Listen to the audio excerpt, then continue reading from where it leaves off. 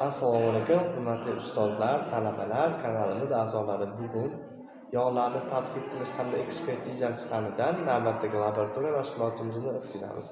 Laboratoriya mashg'uloti mavzusi kungaboqar moyi tarkibidagi kislota sonini aniqlash. Bizga kerak bo'ladi kungaboqar moyi 3-5 gram miqdorida tortib olganmiz. 50 mg 96% spirtimiz, 1% fenolftalin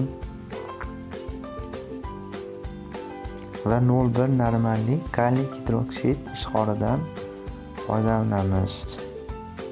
Dastlab ishni spirtimizni qizdirib olishdan boshlaymiz. Spirtimizni qizdirib olish uchun bizga qizdirish uskunasi hamda termoshok kerak bo'ladi harorat o'lchab turish uchun.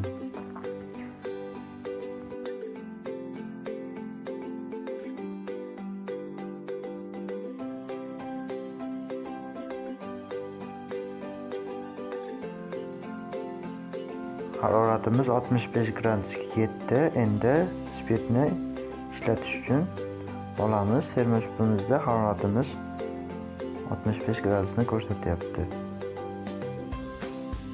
Qizdirib olgan spirtimizni yog'imizga quyib, yaxshilab aralashtiramiz. Toki yog'imiz spirt bilan eriguncha aralashtirishda davom etamiz.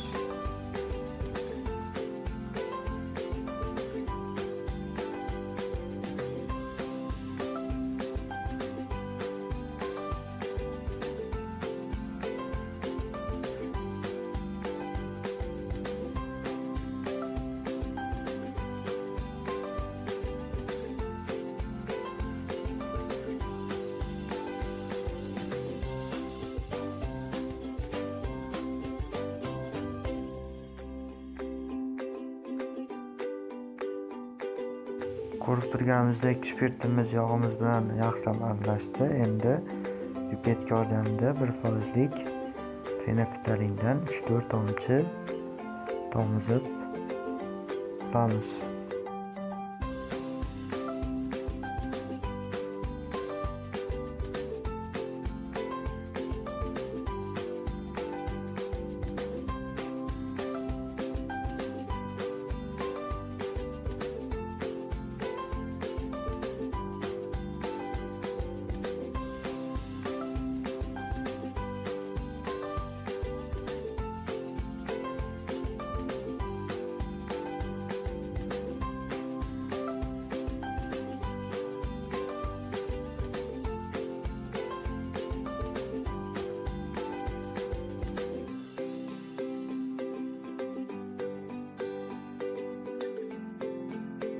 Bundan so'ng endi kaliy ishqori yordamida moddamizni titrlab olamiz.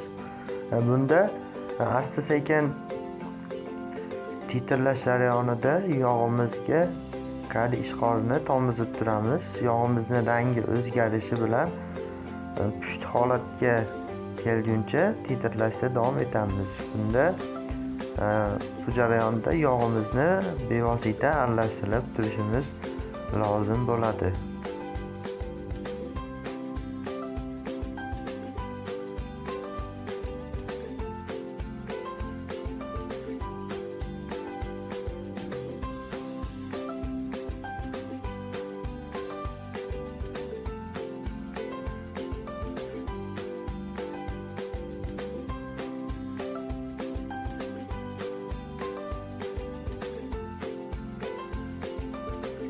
Ko'rib turganingizdek yog'imizning rangi o'zgardi, pushti holatga keldi. Endi titrlash jarayonini to'xtatsak ham bo'ladi.